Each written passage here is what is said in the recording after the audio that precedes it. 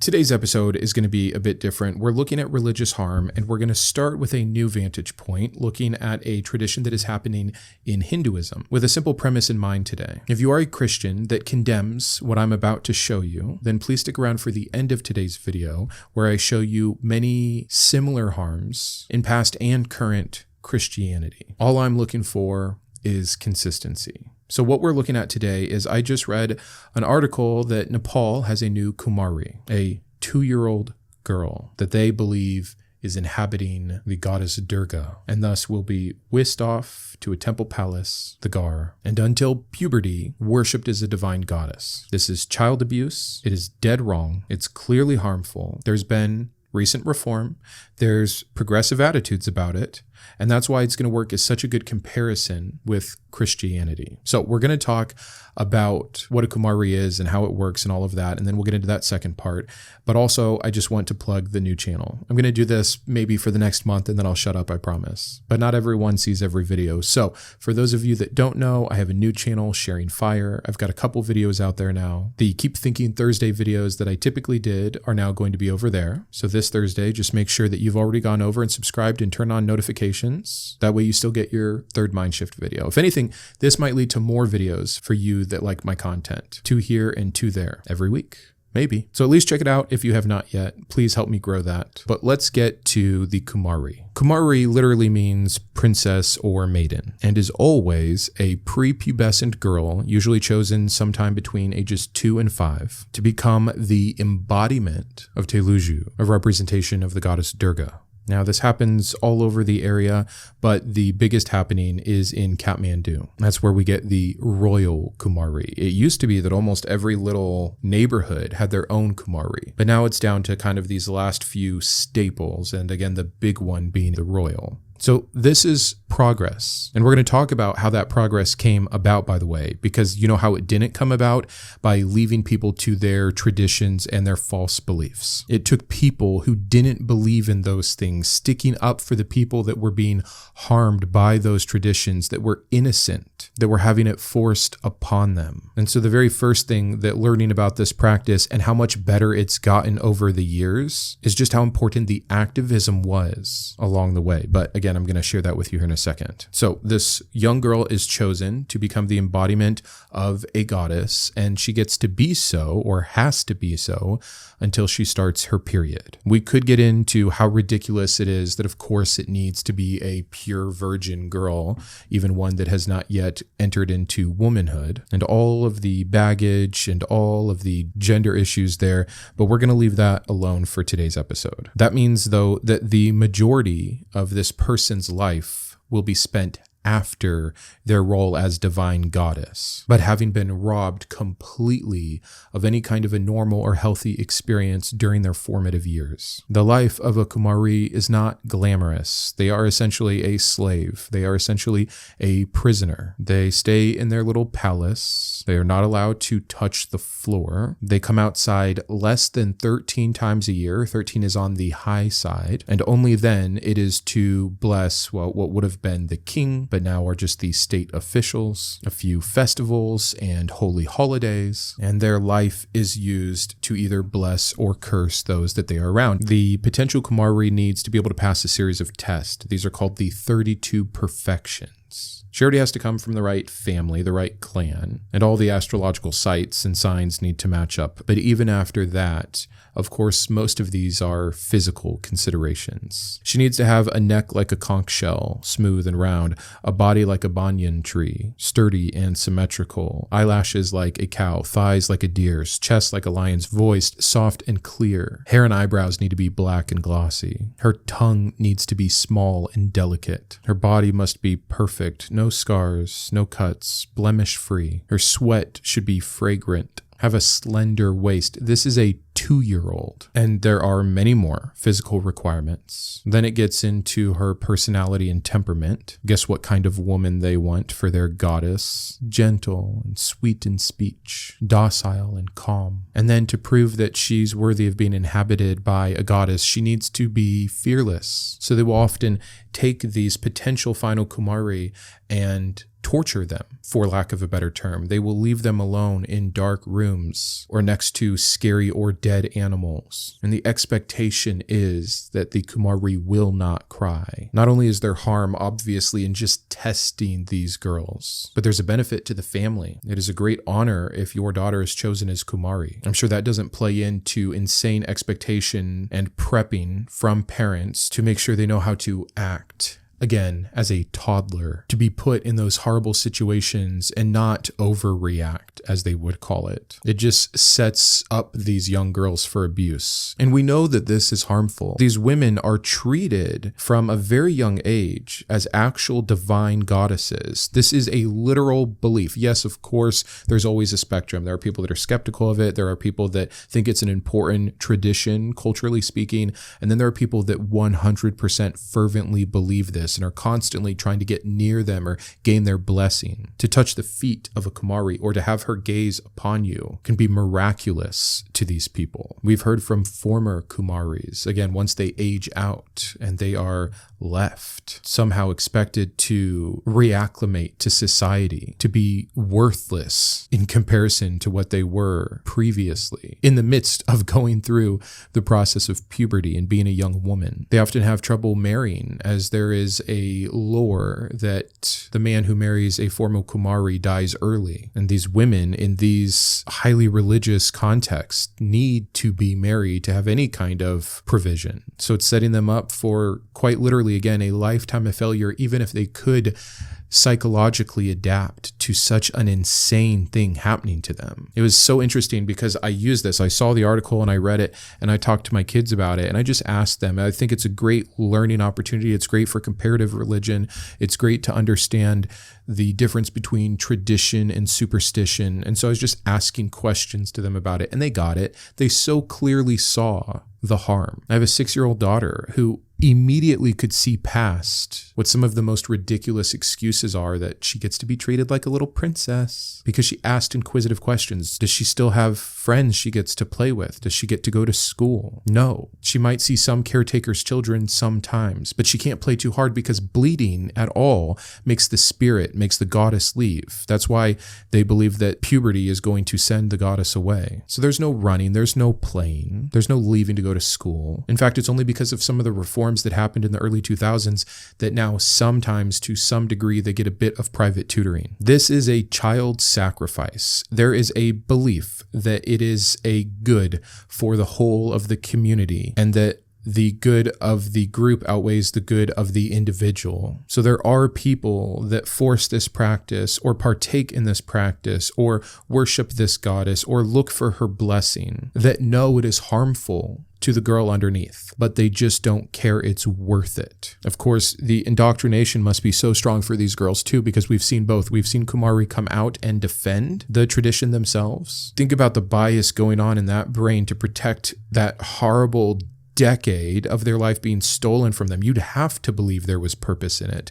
And yet some have been able to see the harm and even write memoirs about it. And of course, again, it's rampant for all kinds of abuses. There are ritualistic cleansing and reaffirming sessions that happen. I mean, again, the idea of these full-grown adults who have essentially kidnapped this child based off their religious superstition and tradition to bestow on her something no one can psychologically handle well, that is filled with torment and torture on both a physical and emotional level, is truly inexcusable. So why does it continue? Because the one excuse to harm is always religious belief, right? Can you imagine if there was a group of 50 guys that were all pretty powerful and they liked to bet and gamble, and they had a superstitious belief that if they just robbed the life of a 2-year-old girl by locking her up in a place and not letting her run or have friends or get education or feet touch the ground, and they pulled her out as little good luck charms to rub on her head before their big plays, we would lock them all up. We'd accuse them of what it is: child abuse, kidnap, torture, and that would be that. So what's the difference? respecting their religious beliefs. Religion should not need exception. Religion should be the exception. It should be the one place we're not hurting children. If it's the one place we can hurt children, something's gone wrong. And again, many Christians are screaming, I'm with you, Brandon, but you're not, because you continue to prop up a religion that hurts children too. And we're going to get to that in just a second. But I did want to say, at least there's been progress. In 2005 through 2008, there was this huge legal campaign advocating for the rights of these young girls, arguing on mainly three accounts: education, movement, and health, which are three rights that are supposed to be beholden to children. And Nepal's Supreme Court did order an inquiry after so much pressure. And so just as of 2008, made sure that Kumaris, for the first time in history, got education and medical care, because medical care had been avoided. You cannot have too much blood leave that little body. Since a lot of medical care requires taking blood, it was off the table. Also, Kumari now get a small stipend, a little pension for the rest of their life when they're done. It's not much to live off of, but it's something. So again, obviously it should have been abolished and instead it was reformed, but progress is still progress. And again, I wanted to show how important it is. It would have been easy for the people of Nepal to just say, it's just one girl and we don't have as many of them as we used to. It's really important to the community, to the tradition, to the religion, to the culture. But a few people who saw the harm were willing to go the distance and fight for those who couldn't fight for themselves because they were trapped in religious abuse.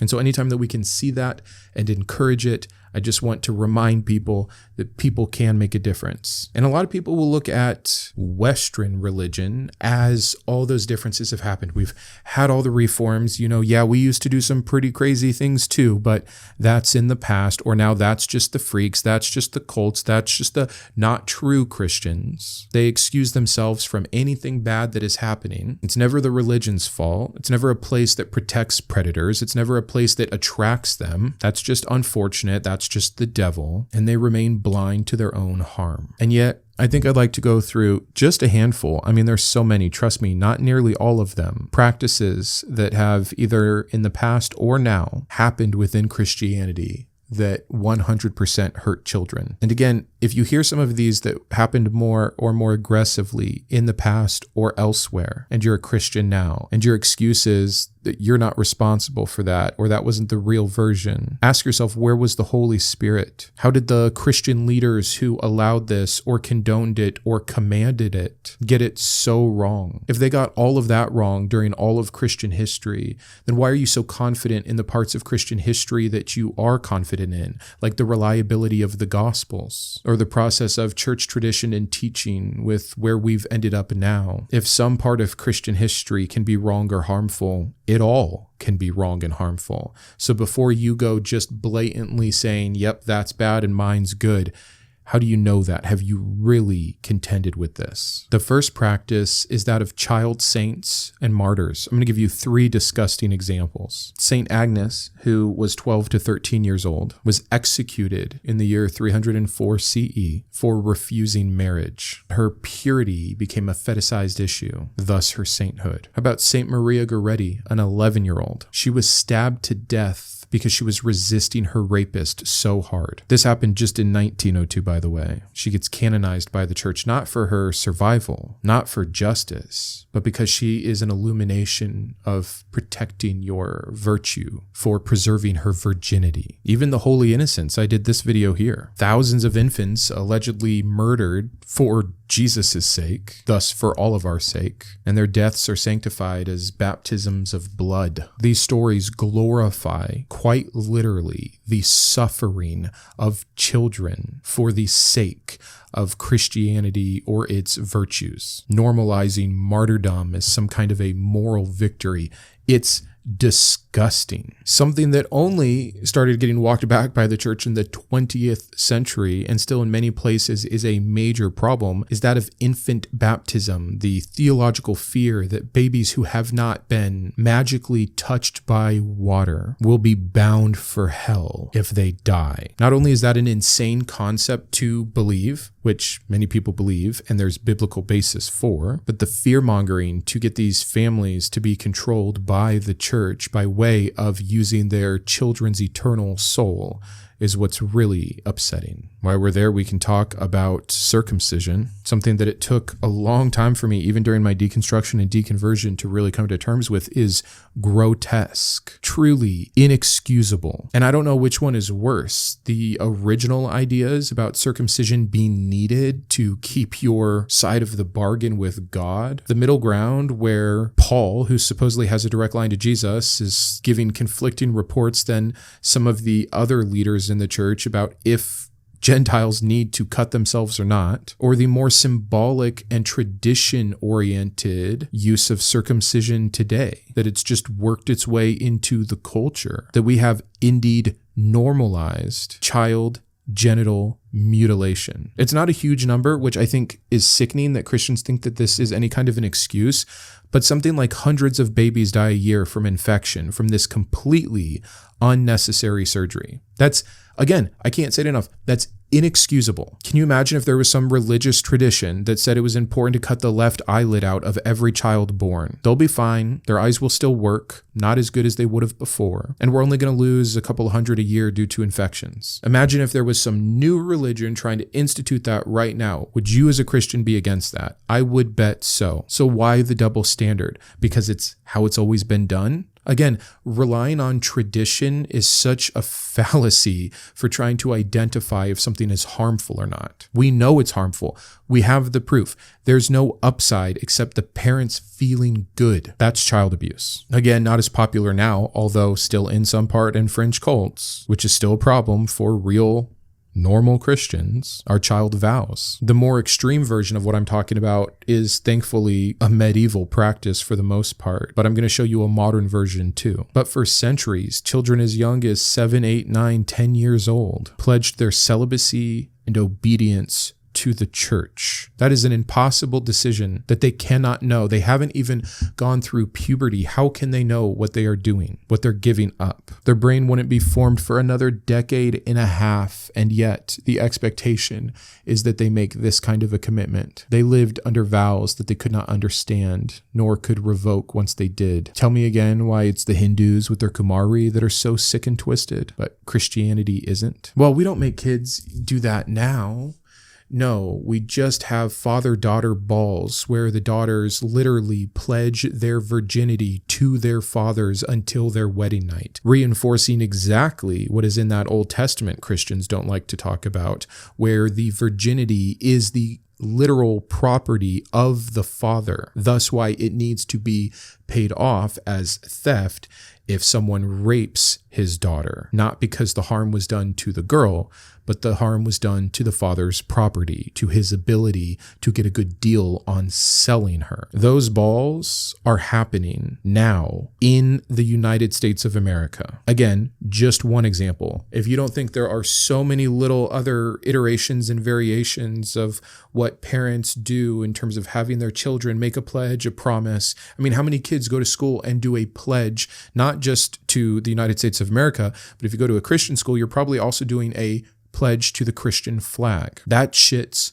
crazy. Like, it truly is just the modern version of these monastic vows. How many Christian families are still the biggest advocates of corporal punishment, getting their ammo straight from scripture? One of the most famous manuals to train up a child literally promotes physical pain for the child as a godly activity. And by the way, it's one thing when you just think this is how you're supposed to parent, but now you have Christians doing it only because it's what their religion has taught them to do, while they deny, sorry, I'm still under the weather and I just had a sneezing fit, but while they deny the actual scientific studies that show that spanking your children, which is the least of what they're doing, but even that is not beneficial. But there's different benefits in mind. See, when science looks at what's beneficial for a child, they think of things like brain development, social skills, lack of trauma. But some of these Christian parents look at success as control. Do they fear me? Do they listen to me? Will they shut up when I have my Bible study over? Again,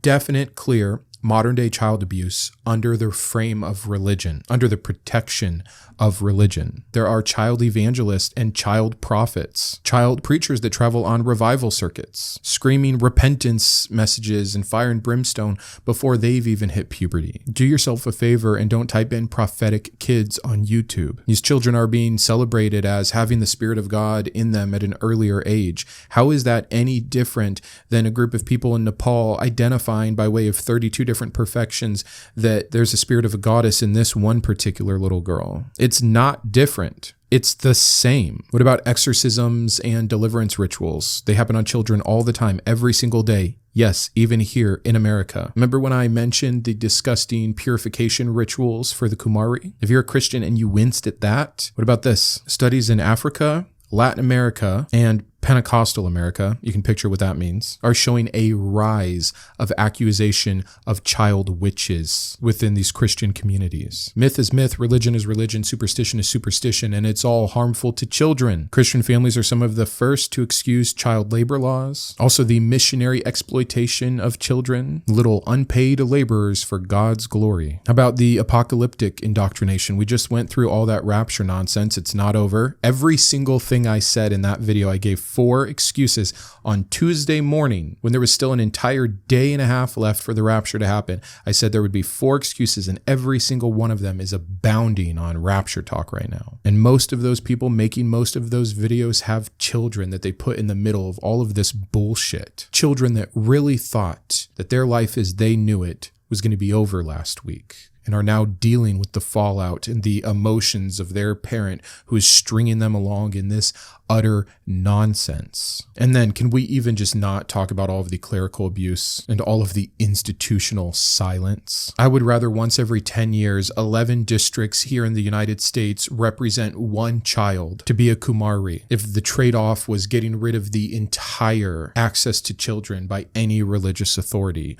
or I don't know, holding these people accountable for what they do. Who was the most recent? I think it was like yesterday, one of Trump's former spiritual advisors. So much for the discernment of literally every Christian around the president of the United States, every prayer that has been going up for those influencing the president of the United States. Again, I know this is former, but still not being able to suss out the mega church pastor being a child predator. What's new? And I'm not sure of the details, but I think I read yesterday he's getting 6 months, maybe a year. So yeah, actually holding people accountable for utilizing the positions of religious leadership to hurt children, which seems to be like the main reason they get into it in the first place. We could talk about the faith healings and the medical neglect within Christian communities. We do the educational indoctrination, the death of children as testimony. And seriously, we could say so much more about just like the normal religious harm, like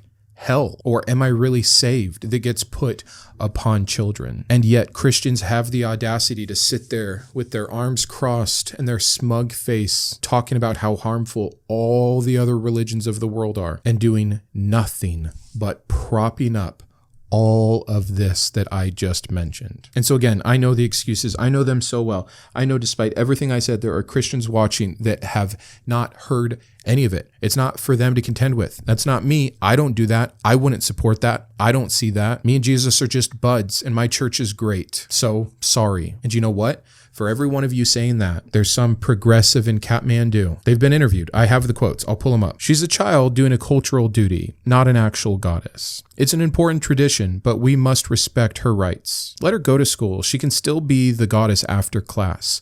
Notice none of them said we should get rid of this practice. It is clearly wrong. A religion that would promote this practice in the first place is wrong. No, that's important for the community. I think we should continue it. I think we just might need to reform it. And of course, there are those that say, well, you know, my version of Hinduism doesn't do this. This is specific to these districts. I'm glad it doesn't happen where I believe. And yeah, I do understand. I really, really understand believing that there are people that believe in your God, but believe incorrectly, and you then can't be responsible for them. Maybe you should. Maybe you should take on that burden. Maybe do something that's a little bit Christ-like and say, you know what? It's my religion. You're utilizing scriptures and church history and church teaching that I utilize too. And so if I really believe it's wrong, I'm going to show you biblically why it's wrong and fight to end that part of it. Or do you just say, well, They're going to do what they're going to do. We're going to do what we're going to do. God will sort it out. Why is it a non-Christian? Why is it someone without the Holy Spirit or the heart of the Father that has to say, Christians, stop letting Christians hurt children? But I digress. Thank you so much for being here. That's the video for today. Here's your friendly reminder to check out the new channel. And until next time, keep thinking. I wanted to personally thank my top tiers of support: my Iconoclast, Ann, Boris, Grant, GVI, Jimmy, Joe, yes, the Kitboga, Matthew, Perry, and Shawn; my Humanist heroes, Chris, Craig, James, Jarrod, Kristi, and Matthew; my Atheist advocates, Aquitar, Caleb, Dakota, Dan, Drew, Jeff, Jeffrey, Jugs, Julie, Malcolm, Paul, Sparky, and Thomas, as well as all of my secular scholar patrons. And for anyone else, would you consider joining these fine people?